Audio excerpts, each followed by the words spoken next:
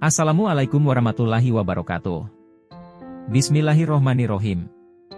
Kisah sahabat Rasulullah bertemu sosok Dajjal. Dalam fikih akhir zaman karya Dr. Kiai Haji Rahmat Morado Sugiarto dijelaskan pada zaman Nabi ada dua orang yang diidentifikasi sebagai Dajjal. Pertama, seorang anak laki-laki dari keturunan Yahudi dengan sifat-sifat Dajjal. Kedua ialah sosok yang ditemui dalam kisah Tamim ad-Dari.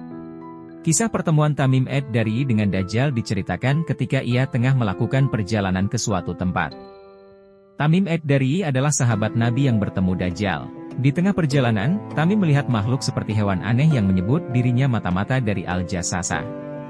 Pertemuannya saat itu ia ceritakan kembali ke Rasulullah Shallallahu Alaihi Wasallam dan sahabat-sahabatnya setelah sholat berjamaah. Rasulullah Shallallahu Alaihi Wasallam pun bersabda, "Demi Allah, sebenarnya aku mengumpulkan kalian bukan lantaran untuk memberi kabar gembira atau sedih. Aku mengumpulkan kalian karena Tamim ad-Dari, seorang laki-laki yang semula beragama Kristen, datang untuk berbaiat dan masuk Islam. Ia telah menyampaikan sesuatu yang sesuai dengan apa yang telah saya sampaikan kepada kalian tentang Dajjal." Mahmud Rajab Hamadi dalam buku Tanda-Tanda Kiamat disebutkan bahwa di tempat tersebut ketika mereka bertemu Dajjal, Dajjal bertanya kepada mereka dan mereka bertanya kepada Dajjal. Saat itu Dajjal terbelenggu besi dan memberitahukan mereka tentang waktu kemunculannya beserta tanda-tandanya. Menurut cerita Rasulullah, Tamim kala itu sedang menaiki perahu bersama dengan 30 orang laki-laki dari suku Judzam dan Lakam. Gelombang laut yang kencang membuat rombongan mereka singgah di suatu pulau. Ketika menepi, di pulau tersebut mereka bertemu makhluk yang berbulu lebat. Mereka pun bertanya, "Siapakah kamu ini hai makhluk berbulu?" Makhluk berbulu itu menjawab, "Aku adalah Al-Jassasa." Mereka bertanya lagi, "Apakah Jassasa itu?" Makhluk itu berkata, "Hai sekalian manusia, pergilah kalian kepada seorang laki-laki di suatu biara, karena ia sangat mengharapkan berita dari kalian." Setelah mendengar itu, rombongan mereka langsung pergi meninggalkan tempat tersebut karena mengira makhluk aneh itu adalah setan. Hingga akhirnya mereka masuk ke dalam pulau tersebut. Tiba-tiba, mereka bertemu dengan seseorang yang sangat besar di suatu biara. Diakui oleh Tamim sendiri, ia belum pernah melihat orang yang sebesar dan sekekar itu.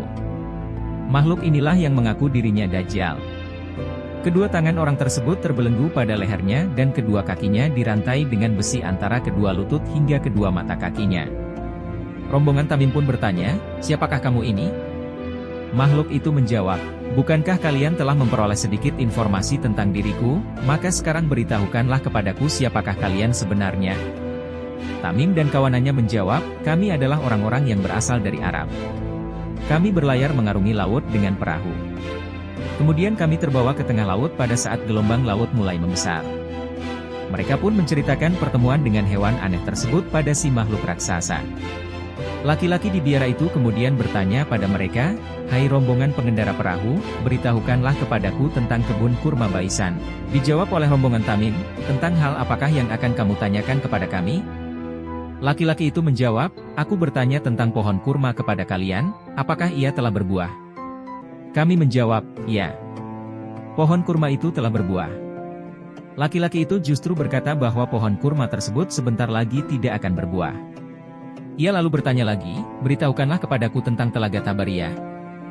Rombongan Tamim balik bertanya, "Apakah yang akan kamu tanyakan kepada kami?" Laki-laki itu berkata, "Apakah telaga tersebut ada airnya?" Dijelaskan pada laki-laki biara tersebut bahwa air telaga ada sangat banyak. Namun, sang laki-laki kembali berkata bahwa air telaga itu akan habis. Kemudian laki-laki itu bertanya lagi, "Beritahukanlah kepadaku tentang seorang nabi utusan Allah yang ummi, apa yang telah ia lakukan?" Rombongan Tamim menjawab, nabi tersebut telah keluar dari kota Makkah dan menetap di kota Yatsrib, Madinah. Laki-laki itu bertanya lagi, "Apakah nabi itu dimusuhi oleh orang Arab?" Dan kemudian dijawab dengan, "Ya, ia selalu dimusuhi orang Arab." Laki-laki itu terus bertanya, bagaimana upaya nabi tersebut dalam menghadapi mereka? Kemudian dijelaskan bahwa Nabi Muhammad Shallallahu Alaihi Wasallam yang dimaksud tersebut telah berhasil dalam menyebarkan dakwahnya. Hingga lelaki biara itu menjawabnya dengan panjang lebar sembari menjelaskan siapa dirinya.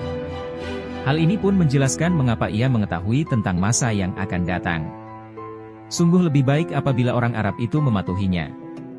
Sekarang, Baiklah, aku akan memberitahukan kepada kalian tentang diriku.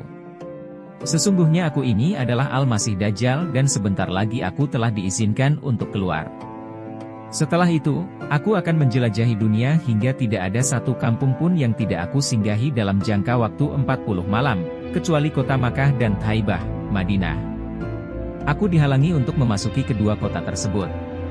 Setiap kali aku ingin memasuki salah satunya, maka ada malaikat yang menghadangku dan siap sedia dengan pedang di tangannya.